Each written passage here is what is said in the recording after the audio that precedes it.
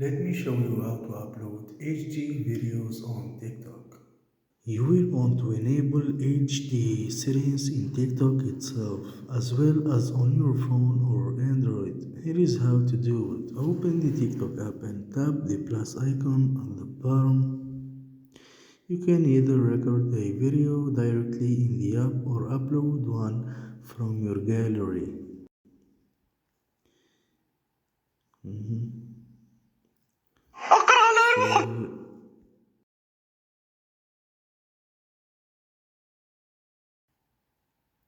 after recording or selecting your video, tap the check mark in the bottom right. Add your sound, text, and any other edits, then tap next. Right before posting, scroll to the bottom and tap more options. Here you will see low high quality uploads. Low high quality uploads. If this is turned off, simply toggle it on. Higher quality may take a bit longer to upload, but you will get the best HD result.